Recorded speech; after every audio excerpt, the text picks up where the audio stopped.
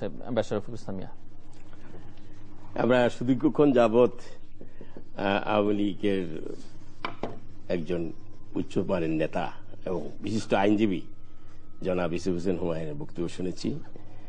আপনার প্রশ্ন উত্থাপনের সময় আপনি বলেছেন দেশের বর্তমান অস্থিরতা, শাহবাগের গণজাগরণ, আদালতের বিচার এবং বিচারের মধ্যে প্রথম একটি বিচারে মাওলানা আজাদের ফাঁসি, দ্বিতীয় আব্দুল কাদের মোল্লার যাবজ্জীবন এবং তাকে কেন্দ্র করে শাহবাগের মঞ্চ এবং সেখান থেকে আওয়াজের ফলে কিনা জানি না, বলছে যে ফলে না, কেউ কেউ বলছে ফলে আজকে আরেকটি রায়ের ফাঁসি, হ্যাঁ বৃহস্পতিবার রায়ের ফাঁসি এবং ফাঁসির পরে কত মানুষের মৃত্যু সেরকম পত্রপত্রিকা সবাই দেখেছেন।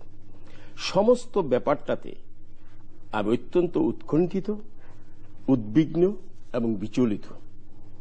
এই পরম অস্থিরতার মধ্যে অপরিসীম, যেটাকে বলা হয় অপার সম্ভাবনার দেশ বাংলাদেশ, অর্থনৈতিকভাবে যেটা দেখা দিয়েছিল, দেশে বিদেশে বলছিল সকলেই যে অর্থনৈতিকভাবে এই দেশ ফিউচার, একটা বিরাট ফিউচার রয়েছে এবং এটা এশিয়া মহাদেশের অন্যতম ইকোনমিক টাইগার হতে পারে এবং বিশেষ করে গার্মেন্টসের ক্ষেত্রে, ম্যান পাওয়ারের ক্ষেত্রে যে অবদান বাংলাদেশ রেখেছে, অর্থনীতিতে রেখেছে, সেটা আস্তে আস্তে এটা তৃতীয় বিশ্বের দেশ না থেকে উন্নতিশীল দেশ এবং তারপরে একটা প্রসপারাস, এটা developed country, not developing country, developing country থেকে ডেভেলপড কান্ট্রি হয়ে যাবে এবং তার পার ক্যাপিটা ইনকাম হাজার হাজার ডলার হবে।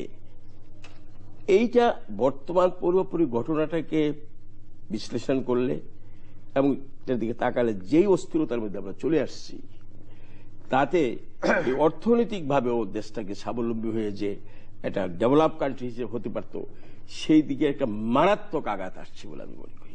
আর আমি অত্যন্ত বললাম যে আমি বিচলিত এই কারণে, উদ্বিগ্ন উৎকণ্ঠিত এই হত্যাটা তো দেখে তার সাথে বিচলিত এই কারণে যে আসলে যে গণতান্ত্রিক বিধ্বস্তার জন্য মুক্তিযুদ্ধ হয়েছিল, মানবাধিকারের জন্য মুক্তিযুদ্ধ হয়েছিল, সংবাদপত্রের স্বাধীনতার জন্য, বহুদিনের গণতন্ত্রের জন্য মুক্তিযুদ্ধ হয়েছিল, অধিকার মানবাধিকার প্রতিষ্ঠার জন্য মুক্তিযুদ্ধ হয়েছিল, তারপরে আমরা অনেক পরিবর্তন অর্থনীতি এসে এই এরশাদের পতনের পরে গণতান্ত্রিক গভর্নমেন্ট প্রতিষ্ঠিত হয়ে যে আমরা বেশ কয়েক বছর চললাম, তারপরে যে অবস্থা এখন আসছে, এই অবস্থা আমার মনে প্রশ্ন জাগে যে কনস্টিটিউশনাল গভর্নমেন্টের কন্টিনিউটিটা আমরা রাখতে পারবো কিনা, ডেমোক্রেটিক গভর্নমেন্টের কনস্টিটিউশন, ইলেক্টেড গভর্নমেন্টের স্টেবল পজিশনটা আমরা রাখতে পারছি কিনা। এই বর্তমান যে ঘটনাগুলি, তার আগে কিন্তু মূলত আন্দোলন, বাংলাদেশ জাতীয়তাবাদী দল, সহবিরোধী দল আন্দোলন করছিল কেয়ারটেকার গভর্নমেন্ট প্রতিষ্ঠার জন্য। আপনারা জানেন কেয়ারটেকার গভর্নমেন্ট প্রতিষ্ঠার জন্য সেই 93-94 সালে আওয়ামী লীগের নেত্রী, বর্তমান প্রধানমন্ত্রী শেখ হাসিনার নেতৃত্বে আজকের যে জামায়াত ইসলাম, তারাও সেদিন আন্দোলনে ছিল এবং একসঙ্গে জামায়াত ইসলাম, জাতীয় পার্টি এবং আওয়ামী লীগ সকল নেতারাই পার্লামেন্ট থেকে তারা রিজাইন দিয়েছিলেন এই কেয়ারটেকার গভর্নমেন্টের জন্য। হাওয়ার পঞ্চদশ সংশোধনের মাধ্যমে কেয়ারটেকার গভর্নমেন্ট বাতিল করা হলো। তারপর ছিল দেশের এক অবস্থা, কেয়ারটেকার গভর্নমেন্টের আন্দোলনই ছিল রাস্তায়। এই বর্তমান আন্দোলনটা কিন্তু ছিল না। এখন এই আন্দোলনটা যুদ্ধাপরাধের বিচার নিয়ে ইউসুফ সাহেব বলছেন যে ওনাদের ম্যানিফেস্টোতে এটা ছিল, কিন্তু ম্যানিফেস্টোতে কিন্তু কেয়ারটেকার গভর্নমেন্ট রিমুভেবল ছিল না। ওনারা বলবেন যে হাইকোর্ট বা সুপ্রিম কোর্টের রায় হয়েছে, কিন্তু সুপ্রিম কোর্টের রায়ে 10ম এবং 11শ নির্বাচন, পার্লামেন্টের নির্বাচন কেয়ারটেকার গভর্নমেন্টের অধীনে হবে বলে বলা হয়েছিল। কিন্তু প্রধানমন্ত্রী তার বক্তব্যে বা পঞ্চদশ সংশোধনী করার পরে প্রধান বিচারপতি তিনি রিটায়ার্ড করার পরে যে 16 মাস পরে যে জাজমেন্ট দিলেন, সেখানে কেয়ারটেকার গভর্নমেন্টের যে 10ম এবং 11শ প্রভিশন আন্ডার কেয়ারটেকার গভর্নমেন্ট হতে পারে বলে বলছিলেন, সেটা আর থাকে নাই।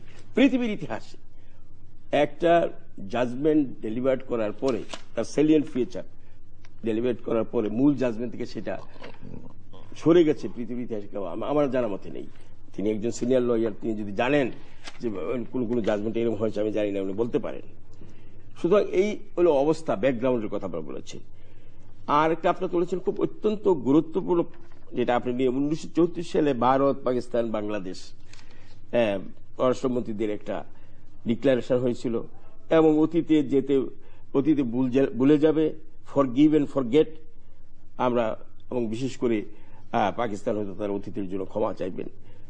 এই ঘটনাগুলি আবার 195 জন মূল যুক্তিবিদ্যার্থী তাদেরকে ছেড়ে দেওয়া এবং তাদেরও বিচারের জন্য যে কথা ছিল যদি তাদের পাকিস্তানের বিচার তা না করা সমস্ত ব্যাপারটা নিয়ে আর এখন যে বারবার আমরা যুদ্ধাপরাধীদের বিচারের কথা তিনি বললেন, এখন কিন্তু যুদ্ধাপরাধীদের বিচার হচ্ছে না, যুদ্ধাপরাধী আন্তর্জাতিক যুদ্ধাপরাধ ট্রাইব্যুনাল বিচার হচ্ছে মানবতা বিরোধী কাজে। যুদ্ধাপরাধী দেখেন এটা অত্যন্ত গ্রহণযোগ্য ব্যাপার হলো যে যুদ্ধাপরাধীদের বিচার কিছু হচ্ছে না, মূল চিহ্নিত যুদ্ধাপরাধীদেরকে ছেড়ে দেওয়া হয়েছে 195 জন এবং এখানে হচ্ছে মানবতা বিরোধী অপরাধের বিচার হচ্ছে। ট্রাইব্যুনালের নাম আন্তর্জাতিক যুদ্ধাপরাধ ট্রাইব্যুনাল, বিচারটা কিন্তু মানবতা বিরোধী। আর বিচারের যে ক্লাইম্যাক্সটা কিন্তু আসছে, কখন ক্লাইম্যাক্সটা আসলো, বিচার হলো, মাওলানা আজাদের ফাঁসি হলো, যখন কাদের মোল্লার ফাঁসি হলো না, বাবুদ্দিন কারাদণ্ড হলো, তখন কিন্তু এই শাহবাগ চত্বরের আন্দোলন যেটা গণজাগরণ মঞ্চ হিসেবে অভিহিত এবং আপনি যে সম্পর্কে বলেছেন শুধু বাংলাদেশে নয় পৃথিবীর বিভিন্ন দেশে এই আন্দোলনের বাতাস বইছে এবং সেটা চলছে। তারপর সেই আন্দোলনের আমরা দেখলাম চলছে চলছে চলছে এই অবস্থার মধ্যে বৃহস্পতিবারে আমরা জাজমেন্ট পেলাম এবং জাজমেন্টের আমার কাছে যেটা সবচেয়ে বড় একজন আইনজীবী হিসেবে আমার কাছে মনে প্রশ্ন,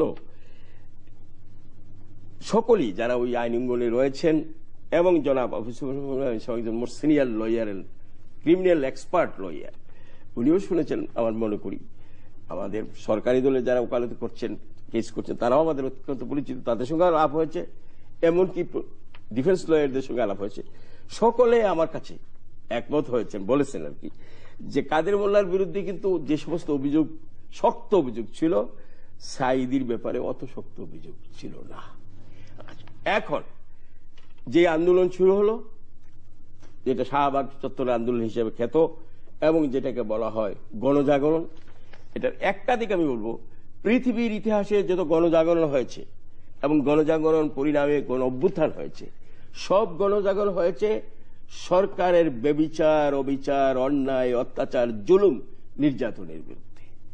শাহবাগ চত্বরের আমাদের তরুণদের যে আন্দোলন একটিমাত্র আন্দোলন আমি যতটুকু পড়েছি দেখেছি পৃথিবীর ইতিহাস সম্পর্ক গণজাগরণ গণ অভ্যুত্থানের দিকে যাবে বলে বলা হচ্ছে, যেটা সরকারের বিরোধী কোনো আন্দোলন নয়।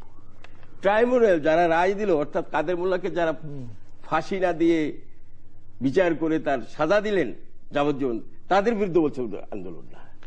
যারা মামলাটা পরিচালনা করলেন ট্রাইব্যুনালের উকিল, যাদের ফেলিউর কথা বলা হচ্ছে, তাদের বিরুদ্ধে কোনো আন্দোলন না। যে আইনে বিচার হলো এবং যে আইনটার বিচার করতে যে কাদের মোল্লার ফাঁসি হলো না বলেই এপিল করা যাবে না। আগে কিন্তু যেটা ভেরি রাইটলি বলছেন যে এইমাত্র একমাত্র ট্রাইব্যুনাল ওয়ার ট্রাইব্যুনাল যেখানে এপিলের প্রভিশন আছে, অন্যান্য দেশে ছিল না, ভেরি রাইটলি বলছেন। কিন্তু এই প্রভিশনটা কেন রাখলেন না, কেন রাখলেন এবং সরকার এপিল করতে পারবে না সেই রূপ ব্যবস্থা কেন রাখলেন, সেটার জন্যও কিন্তু কেউ কিছু করছে না। কিন্তু আন্দোলনে এখন শুনছি যে এই শাহবাগের আন্দোলনের ফলেই সরকার ট্রাইব্যুনালের এই যে আইনটা অ্যামেন্ড করেছেন এবং অ্যামেন্ডমেন্ট করে সরকারও আপিল করতে বলে ব্যবস্থা করেছে। এখন প্রশ্ন উত্থাপিত হয়েছে তাহলে আইনের ফাঁকফোকরটা কেন রাখা হয়েছে? অনেকে প্রশ্ন তুলছেন, টেলিভিশন আলোচনা হচ্ছে যে কাদের মোল্লাকে বাঁচাবার জন্য কি সেটা রাখা হয়েছিল, আর এটা কোনো আতাতের ফসল না আইনের ফাঁকফোকরটা কেন রাখা হয়েছিল? আরো প্রশ্ন আছে। তুরিনা আফরোজ যিনি এখন নতুন প্রসিকিউটর হয়েছে তিনি আলোচনা করছেন, আপনার কেন মনে আলোচনা জানি না, অনেকগুলো টেলিভিশন সেন্টারে দেখছি, ওনার লেখাও আমি পড়েছি, যেটা প্রথম আলোতে উঠেছেন। তিনি বলেছেন যে এখানে মিজারেবলি ফেল করেছে প্রসিকিউটররা, যেভাবে তুলে ধরা উচিত ছিল কাদের মোল্লার সাক্ষীগুলি সেভাবে তুলে ধরা হয় নাই। তারপরে তিনি বলেছেন যে যেইভাবে রায়টা হয়েছে এটা যদি এপিলেট ডিভিশনে যায়, যেহেতু ব্যক্তি কাদের মোল্লার বিরুদ্ধে চার্জ ফ্রেম হয়েছে, দলের হিসাবে চার্জ ফ্রেম হয় না, সেই জন্য এপিলেট ডিভিশনও সেটা ফেল করতে পারে। এখানে অ্যাবসলিউটলি নেই, তিনি তো আজকাল ট্রাইব্যুনালের একজন প্রসিকিউটর। সুতরাং দেখা যাচ্ছে যে এই যে একটা আন্দোলন শাহবাগের আন্দোলন কোশ্চেনটা, সে আন্দোলনটা সরকারের বিরুদ্ধে তো নাই, প্রসিকিউটরের বিরুদ্ধে না, বিচারপতিদের বিরুদ্ধে না, তাহলে কিসের আন্দোলন? ফাঁসি চাই আন্দোলন হয়েছে। এখন ফাঁসি পাওয়া গেছে। আমি একজন বিচলিত আইনজীবী হিসেবে এই কারণে যারা আন্দোলনের সঙ্গে জড়িত আছে, আন্দোলন ডিমেরিটের দিকে যাচ্ছেন, আইনজীবী হিসাবে বলছি, ওনারা যদি মনে করে থাকেন আমরা রাস্তায় আন্দোলন করি নাই বলি সেই সময় যখন জাজমেন্টে ছিল কাদের মোল্লার, আমরা শাহবাগ চত্বর খুলে বসি নাই বলেই বিচারপতিরা তাদের এত বড় অপরাধ করার পরও, অর্থাৎ সাইদির চাইতে আরো কঠিন অপরাধ করার পরও তাদের ফাঁসি হয় নাই। আর আমরা আন্দোলন করে রাস্তায় বসছি বলেই, চাপ সৃষ্টি করতে সক্ষম হয়েছি বলেই এবং দেশের বিদেশের সকলের দৃষ্টি আকর্ষণ করতে পারছে বলেই তার ফাঁসি হয়েছে।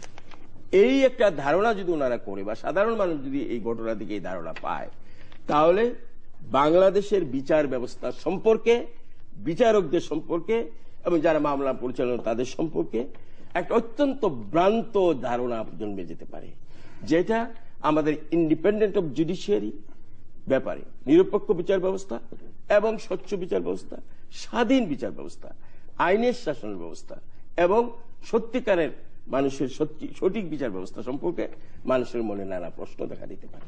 অর্থাৎ শাহবাগ চত্বরের গণজাগরণের ফলে আজকের এই রায়টা হয়েছে। এই মেসেজ যদি ভুল মেসেজ, হয়তো বলে যে না এটা কাজের না, কারণ আমি আইনমন্ত্রীকে বলতে শুনেছি, তিনি বলেছেন এটার কোনো এফেক্ট হবে না। কিন্তু আমার প্রশ্ন হলো, এফেক্ট হবে না ভালো কথা, কিন্তু আজকে যারা এই আন্দোলনটা করেছেন তারা তো তাদের এক নম্বর প্রশ্ন বলেছে আমাদের আন্দোলন বলে অ্যামেন্ডমেন্টটা হয়েছে, এর আগে অ্যামেন্ডমেন্ট ছিল, আইনে ফাঁকফোকর সরকার স্বীকার করছে, তাহলে কেন ফাঁকফোকরটা রাখা হয়েছিল? এক। দুই হলো, যারা বলছেন কেসটা প্রপারলি প্লেস করা হয় না, সেই অ্যাপয়েন্টমেন্টটা কে দিয়েছে? সরকার দিয়েছে না? প্রসিকিউটর ফেল করে থাকে, সরকারের ফেলিউর না, বিচারক কে নিয়োজন করছে? সেটা তো সরকার করেছে, কিন্তু এ সম্পর্ক হয় নাই। বলছে ফাঁসি চাই, ফাঁসি চাই। এই ফাঁসি চাই, ফাঁসি চাই, গণফাঁসির কথা যা উঠলো, তা বিচারকে প্রভাবান্বিত করছে কিনা এ নিয়ে দেশে না দেশে বিদেশি প্রশ্ন উত্থাপিত হতে পারে এবং যেটা অত্যন্ত ভয়াবহ হতে পারে।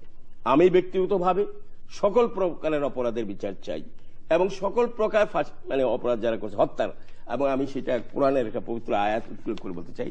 আল্লাহ তাআলা বলেছেন, কোন একজন মানুষকে তুমি হত্যা করো, সমগ্র মানব জাতিকে তুমি হত্যা করলে, আর একটি নির্দোষ মানুষের জীবন রক্ষা করলে সমগ্র মানব জাতিকে রক্ষা করলে। আজকে এই ফাঁসি কথা নিয়ে এই ব্লগারদের ব্যাপারে বলা হয়েছে রসুল করিম সাল্লাল্লাহু আলাইহি ওয়াসাল্লাম চরিত্র হননের কথা। আল্লাহ রসুল সেখানে হয়তো বলেছেন, আমি জানি না ওরা ব্লগারদের সেটা দেখছি না। আল্লাহ রসুল বলেছেন, তুমি যদি কাউকে হত্যা করো, তোমার ভাইকে কেউ হত্যা করে, তাহলে তোমার অধিকার হয়েছে যে তোমার ভাইকে হত্যা করলো তাকে হত্যা করার। হাতের বদলে হাত, পায়ের বদলে পা, মুখের বদলে মুখ, সেই কথা আল্লাহ রসুল বলেছেন। আর এই ন্যায় বিচার চেয়ে যে আল্লাহ রসুলের চরিত্র হননের কথা বলেছেন। কে করছে আমি সেখানে যাবো না, আমি বলছি না XYZ করছে, কিন্তু এটা হয়েছে, ঘটনা হয়েছে, যার কারণে সেদিন আমরা দেখলাম শুক্রবারের মসজিদ থেকে 4 জন মুসলিম মারা গেল, তারপরে মানিকগঞ্জে আমরা দেখলাম 5 জন 6 জন মারা গেল। এবং তার একটি ঘটনা, একজন মহিলা গুলিবিদ্ধ হওয়ার পর তার ভাইয়ের ছোট ভাই ভাবিকে নিয়ে গেছে হাসপাতালে, এবং যাওয়ার পরে পত্রিকা, প্রথম আলো পত্রিকা আমি দেখেছি, এখানে পুলিশ তাকে কপালের মধ্যে বন্দুক থেকে তাকে হত্যা করেছে। সেই আন্দোলন তো অব্যাহত আছে। এই জন্য কারণ কি আমি বলতে চাই, মাননীয় প্রধানমন্ত্রী বলছেন, তিনি বলেছেন আমি একজন মুসলমান হিসাবে আমার রসুলের প্রতি, তার বক্তৃতা আমি আমার কণ্ঠে, আমার রসুলের প্রতি কেউ অপমান করছে আমি সেটা সহ্য করবো না। এই দেশের মানুষ এইগুলি তো সব জানা আছে, তারপর অপমানটা হলো তো বলছে কে করছে। আরেকটা লাইনও বলেছেন, বলেন সেটা প্লিজ বলে দেন। আরেকটা লাইন বলেছেন যে এগুলোকে ব্যবহার করে যদি কেউ উস্কানি তৈরি করবার চেষ্টা, সেটাও আমি সেখানেও মাননীয় প্রধানমন্ত্রীকে কিছু ডিসপিউট আমি না যাই বলবো, যেহেতু এইগুলি তো সরকার নিয়ন্ত্রণ করার কথা। যথাসময়ে কে এটা করেছেন, কে এটাকে অপব্যবহার করেছেন, এইগুলি বের করে যদি ব্যবস্থা গ্রহণ করা হতো, তাহলে শুক্রবারের মসজিদের এই ঘটনা